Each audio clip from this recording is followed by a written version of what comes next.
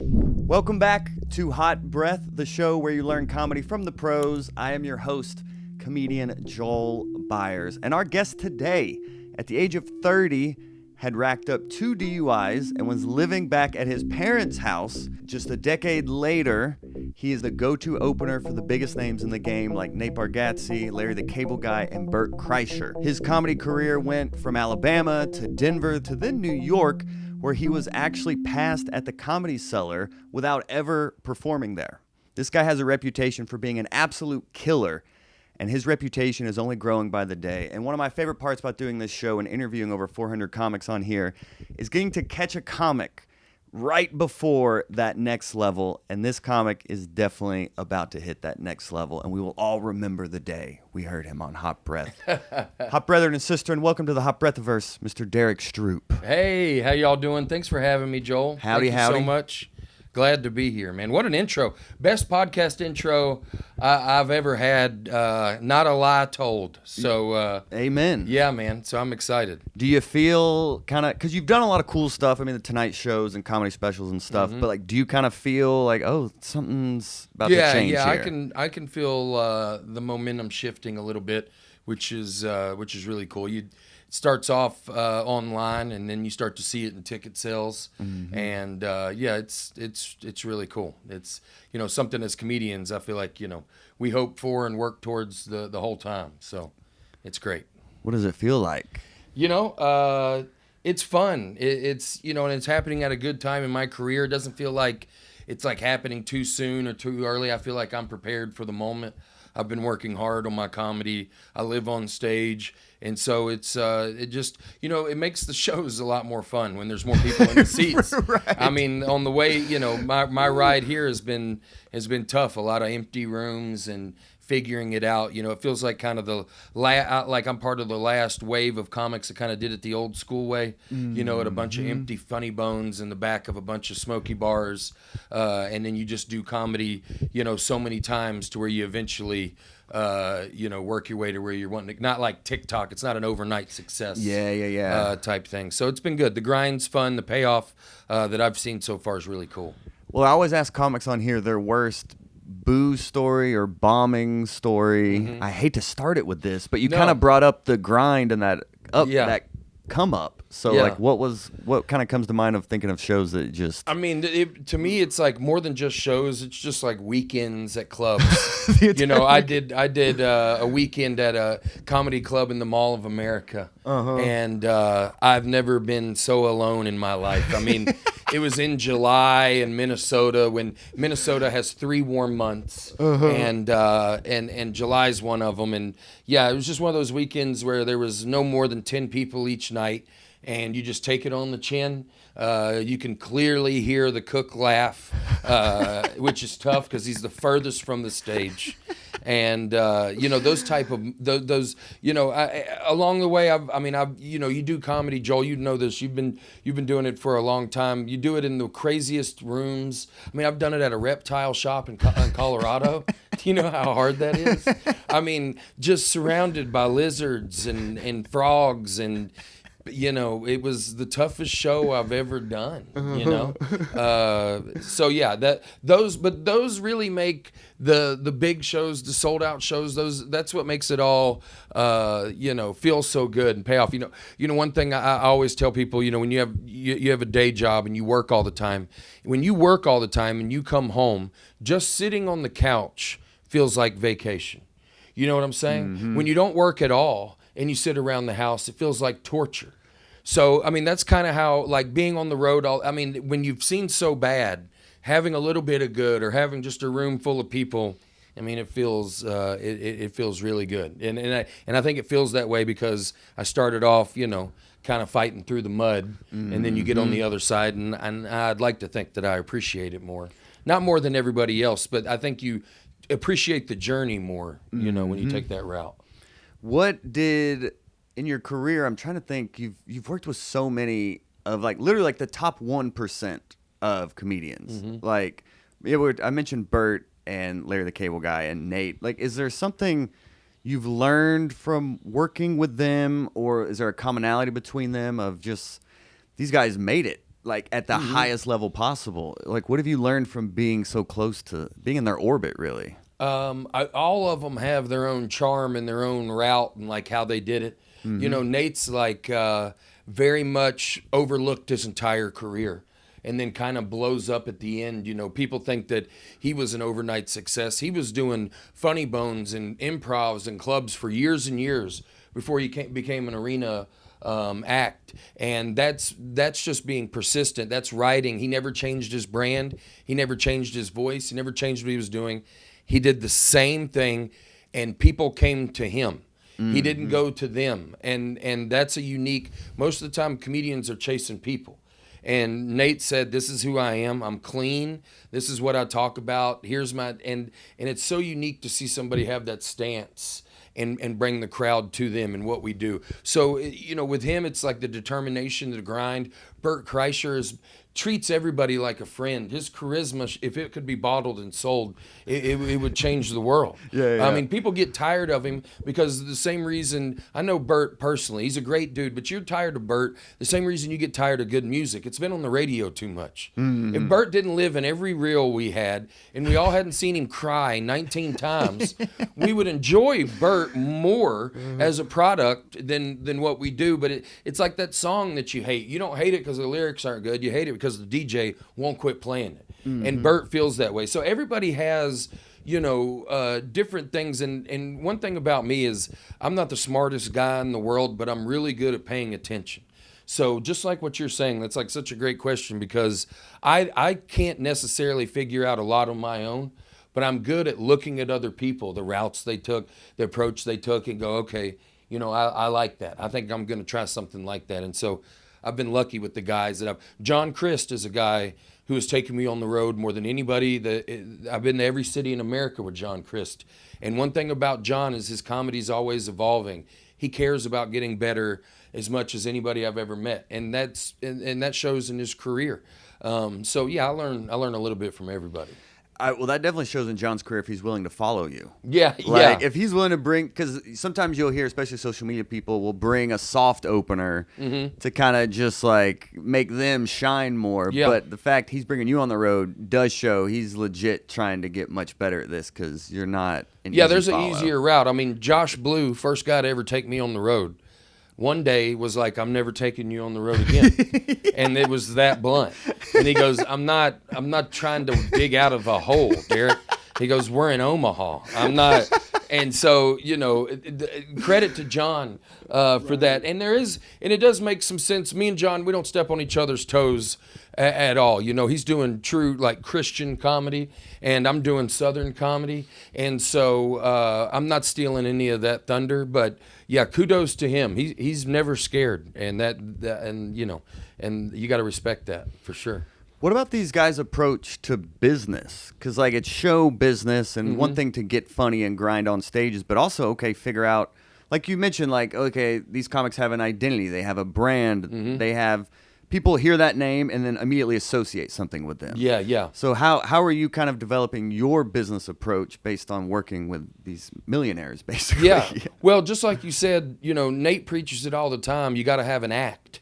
Like, who are you? What's your act? Like, what are you doing? You got to show up with an act. You got to show up with a set. You got to, you know, and that plays into your branding. Like for me, I'm a Southern comic. I don't run from it. When I'm in Manhattan and I'm at the Cellar and I'm on stage, if people that are watching this caught me there, I'm the same comic. There's no, you know, code switching, as the youngsters would say. Yes. I'm keeping it the way that I keep it. You know, I mean, there's some jokes that are just too specific of a Southern joke to do, you know, in some parts of the country. But branding is so important, and it's so important for the consumer, so people know what they're buying, what they're getting into, what they're coming to see. And people want to latch on. They want to go, that's my person, that's my comic. They're speaking about things that so I think that, you know, branding and who you are and all of that matters on stage for most comics. Some comics it doesn't, Joel. Mark Norman and Jerry Seinfeld are joke writers. You don't know anything about their lives, what they stand on politically, personally, anything like that, which is fine. But there's a very small percentage of those guys that don't have a brand. you got to build something, I think, for people to hook into. Well, how did you find yours? I think just naturally. Like when I first started, I finding your identity, finding your voice is really tough. But where I was most comfortable was honestly just being who I am. I never watched another comedian or saw somebody else and thought, that's what I want to do. I've never chased that dragon. I've always just been myself. So it kind of just played out to be this Southern comic that's ranty, and it all comes pretty natural, and it's something that I'd like to think as a comic it's a lot less exhausting to represent something that you really are than to always put on something that you're not. So this is who I am, and being a Southern comic is a very broad thing, and I like it that way. It's not just this specific type of comedy. In Southern comedy, in Midwestern comedy, it's the same thing. I do a joke on stage about how the Midwest and the South are just about identical. The only difference is a big war. And I believe that. Travel the country. You go to Wisconsin, they are not much different than Alabama. They're all in Hunter's Orange, waiting for the ball game and going to church on Sunday. And so that Southern comedy, I think, also translates. I got a little off base on your question, but really how I found it was, without sounding cheesy, was staying true to myself, just using my own voice. So because I'm still trying to almost like figure. I haven't had like a clicking moment of like, oh, that's who I am, or oh, that's what I do. Yeah, they were like, okay, I have a premise of a joke. Now I have this kind of identity. I can kind of put it through as a filter of like, this is how it'll be authentically me. So I'm still trying to, like, I can write jokes and I can be funny, but I feel like I haven't tapped into. Yeah, like that identity yet.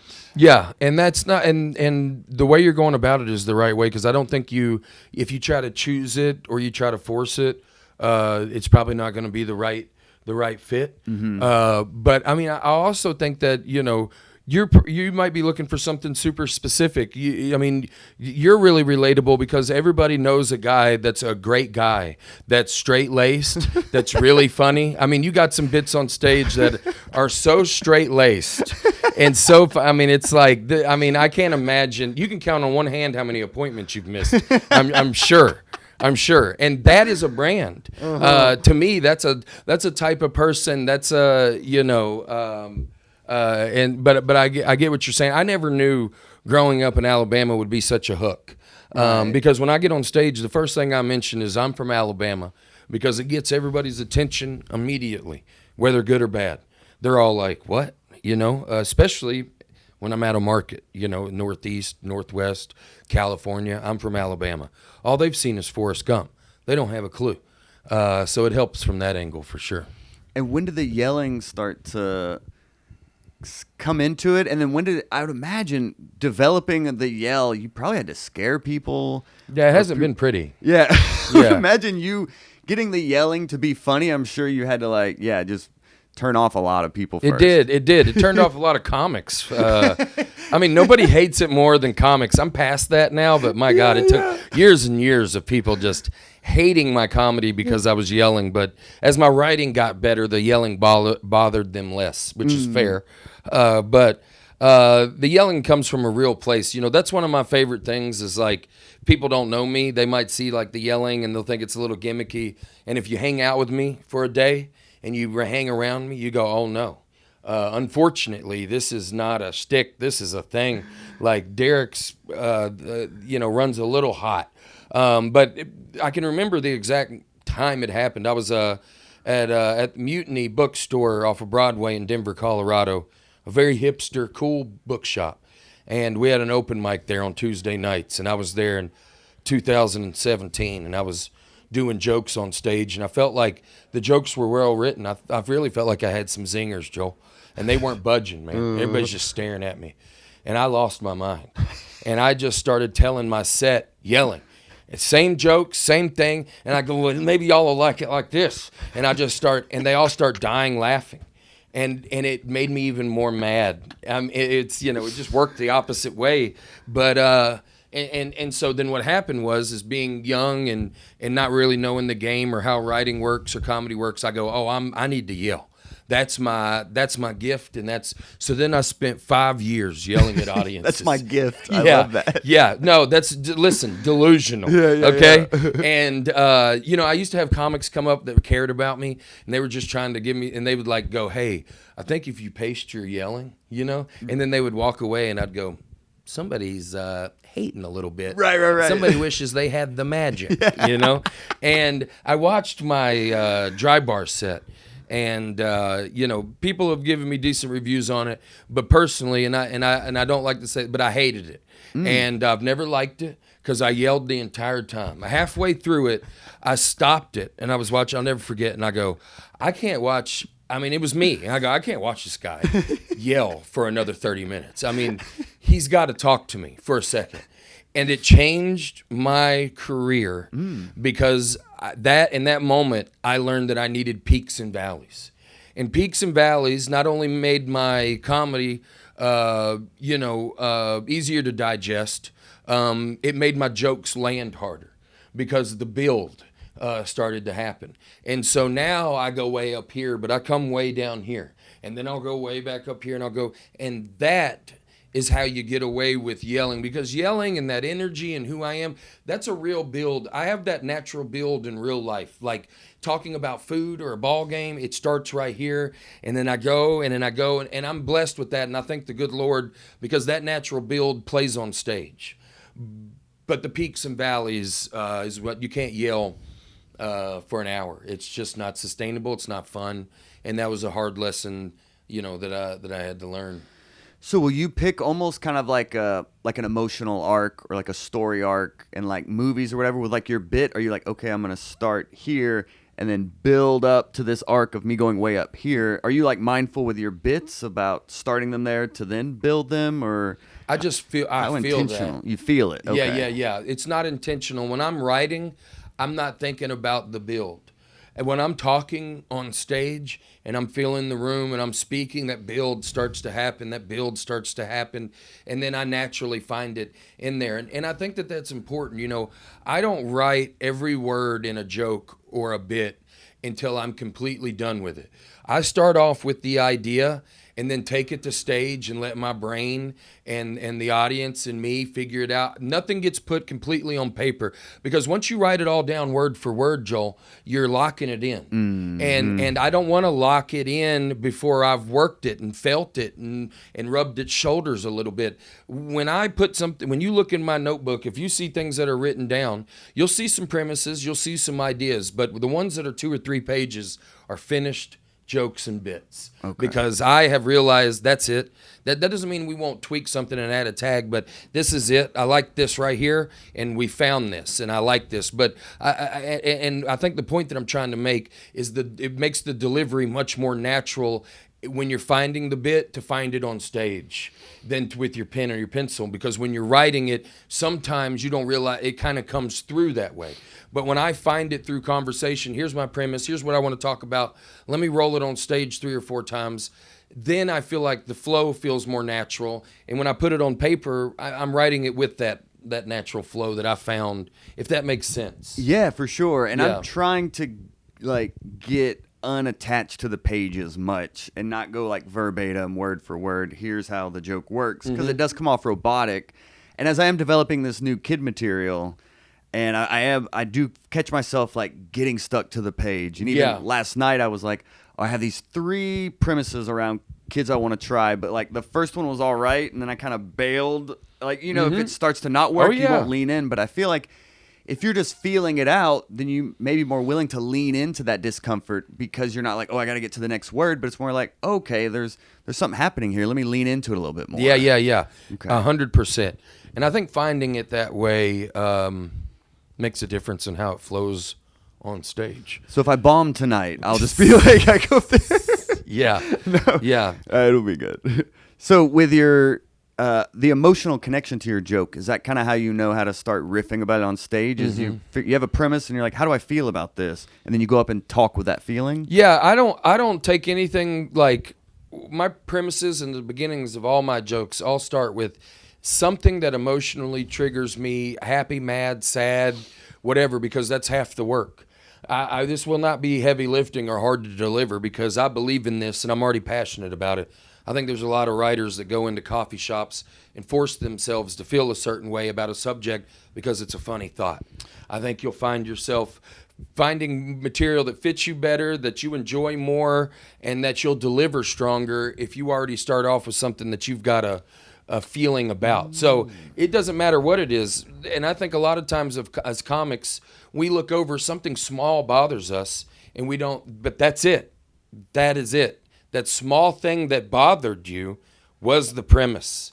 And because it bothers you, I guarantee you the wheels are going to turn a lot quicker because we're already engaged. We're already locked in. We already got thoughts on this because as writers and comics, as soon as something mad, sad, happy, indifferent, it's like I feel this way. Let me tell you how I feel about it. And I think that makes, for me at least, that makes writing easier. Yeah, starting with something that bothers you. That's a really interesting approach. Yeah. Okay. Yeah, or something that makes you really happy. You know, because now, you know, if we just came across like a food that you really enjoyed and I wanted you to sell that to me, you would be able to sell it to me in a great way, maybe a funny way, but you would have a punch behind it. I mean, some of the bits that I do aren't always the most perfectly written joke, but I'm fired up delivering it and I'm making a decent point and you see where I'm coming from. And now that you thought about it, I might have a point. I don't make the words carry every bit of my joke. Mm-hmm. I'm going to bring some wind to the sails. Yeah. And I think the emotional part of that helps. So you're almost intentional about, like, you're almost selling the premise to the audience. You're almost trying to... That's exactly right. Oh. Yeah, which feels more natural to me. And I'm going to be more hunkered down in it because, like, if I feel this way about it, say the first line or two doesn't land. Well, I'm not in my notebook and I'm not scared because there's not a period at the end of this sentence. This is a real thoughts. So I'm going to go, well, hold on. You don't like that? Hear me out. And I'm able to write in the moment. I'm not a riffer. I mean, you've seen my set. I'll riff within the set and I'll riff about the city at the top of my set, but I'm not going on a tangent, leaving my set and coming back to it. My brain doesn't work that way. But if I'm passionate about a point, I'll make some extra points on stage that aren't in my notebook that I'm thinking about, you know, in the moment. And I think that comes from already being emotionally invested. Yeah, that's what was fun to watch you work live, just to pay attention to, yes, you're emotionally high and it comes off like you're flying off the handle, but like even like your word choice.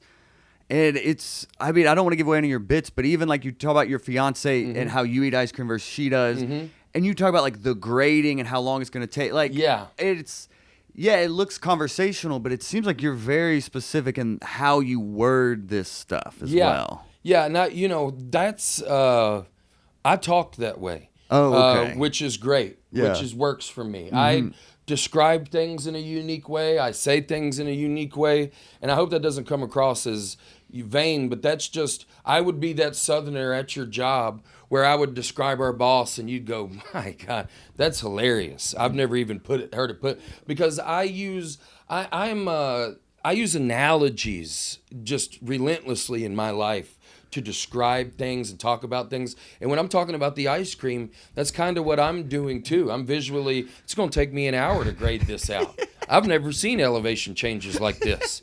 You know, the words, you know, that's why, you know, when people say, what's Southern comedy? I think that's some of it. Southerners truly have a way with words. For sure. And that's kind of what I hope comes through, you know, in the jokes. And it's funny because you started out watching like Comic View. Yeah, I did. So the fact that you're now... BET Comic View was my favorite thing in the world.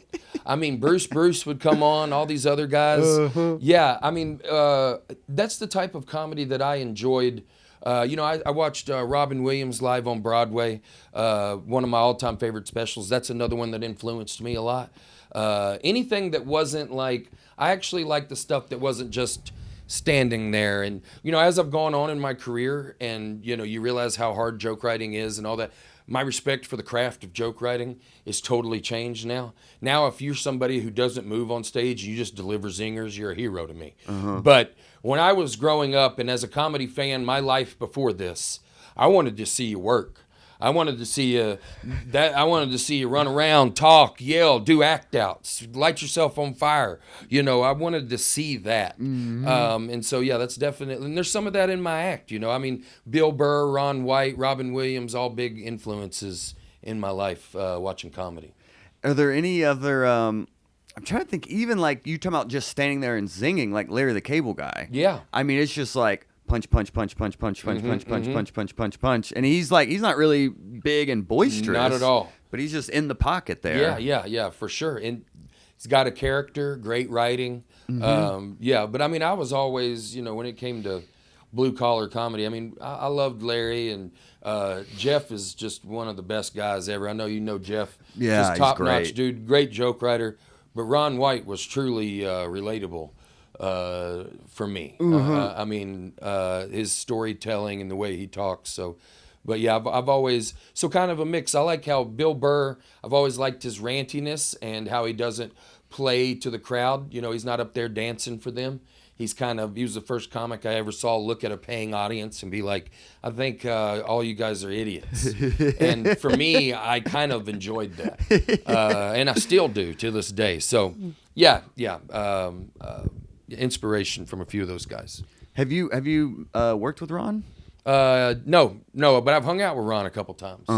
Yeah, and I did like I was on. Ron did a guest spot on a show that I did in Denver, but not truly like build with him or working with him. I used to do something wild for Ron White.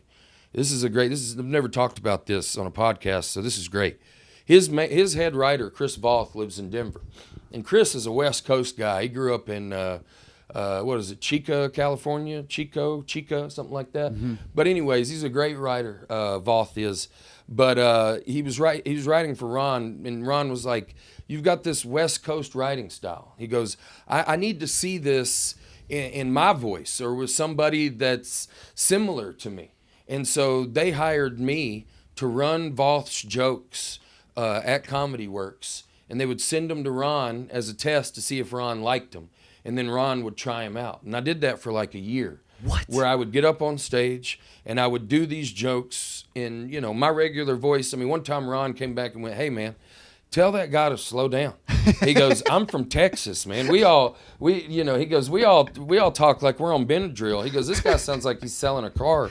And so I did that for like a year, but I couldn't stand it, Joel, for the simple fact that sometimes I would go up in front of other people and bomb with unworked material, and my pride couldn't handle it. I quit that job in the middle of a set at Comedy Works. I was in the middle of telling a joke, and also, let's keep it real. Ron, I love Ron. Ron's dirty, and you forget that because of the Blue Collar Comedy Tour. Right. And I'm sure some of y'all have learned, like even as a big Ron fan, you'll get deep into his catalog, and you'll go, he's the dirtiest comic I've ever heard.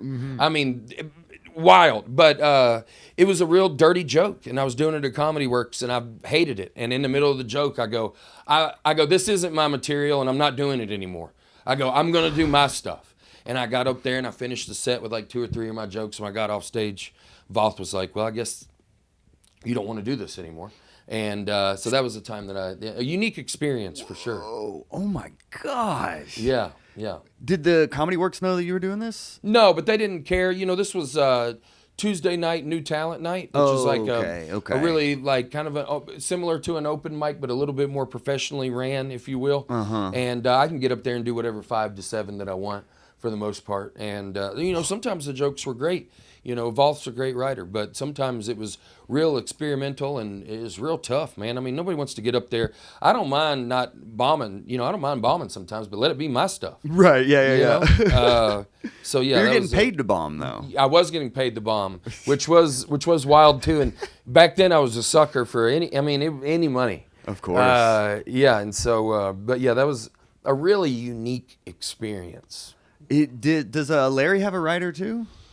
I don't know, and I know that those guys like Ron will write for himself a good bit, but when you're constantly turning over an hour, exactly, they'll bring guys on board and kind of help them write, punch up stuff, because Ron's gonna take, Ron is gonna take and change and make everything his own.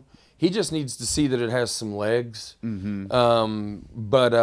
I think Larry has had a writer before in his life, but when I was out on the road with him, Larry was writing all his own stuff. Oh, okay. Yeah, because I know he's just like joke. So that's a lot of output. That is. For like just set up, punch. It's like that's a lot of pin work to really get all that out. For sure. And Ron's mastered his delivery to where Ron could tell a bad joke really well. Mm-hmm. You know, it's a little bit different of a style because, like, I mean, Ron's a great writer, but his pause should be in the Hall of Fame. Just the pause before it's like, I don't know how to explain it, but some comics have that pause where they can stop for a second, and then when they start again, it just yeah. That's what he used to. I think he lives in the Atlanta area, and he would pop around and do some shows. And I was talking to him one time after like it was like an open mic, and he said, because I was talking to him about his pacing. I mean, he would never remember this. This was like. But he was talking. I was asking about his pacing, and he's like, slow down, and when you think you're going too slow, slow down even more. That was his advice. That sounds like a good advice for you, Ron. Yes, yeah. That's exactly right. As he's stoned, he's like, you got to slow down, man. Even slower. He goes, I'll tell you what works. Don't say anything. Right. But it's also kind of like how you can put material through your identity. That's right. You can kind of almost Stroopify it. That's right. I've heard Chris Rock will do that as well. He'll work out material like monotone and then Chris Rockify it, but he wants to know just delivering it monotone that it'll still hit. Yeah, that's like I've heard that too, and I think that's kind of a famous thing he does because he goes, well, if this joke can work without any sauce, then when I add some to it, it's going to take off. Yeah, that makes sense to me. We have shows tonight, but I just appreciate your time even doing this, man. Joel, thank you so much for having me. You've had this podcast for a long time, and I've been keeping up with it. Really, man, it's I was excited when you asked me to do it. So thanks for letting me come on. Of course. Yeah. Well, I just feel like you're at this moment, and I've interviewed a few comics. I had like Mark Norman before he kind of hit. I mean, I had Nate. Before he's Nate now, he was Nate, but he wasn't like Arena's that's right. top grossing comic in the $80 million. Insane. So it's cool just to like talk to comics who's done cool stuff, but then it's about to just and it's inspiring to be around somebody like Nate who is on a rocket ship and he's clean, and he doesn't budge on that. And I wasn't always a clean comic, and it wasn't for Jon Crist and Nate and those guys, I wouldn't have found. And just talked some good sense into me. They were like, your jokes aren't dirty, you're just talking dirty. And they were like, and there's no reason for you to do that. And that changed my career, and I'm thankful for that. Clean comedy is the way to go. Yep. By far. I preach it to everybody that'll listen now. These young comics, I try to save them. I go, I mean, you can be broke and make all your friends laugh, or you can not look at the power bill and keep it in between the lines. Yeah. You know what I mean?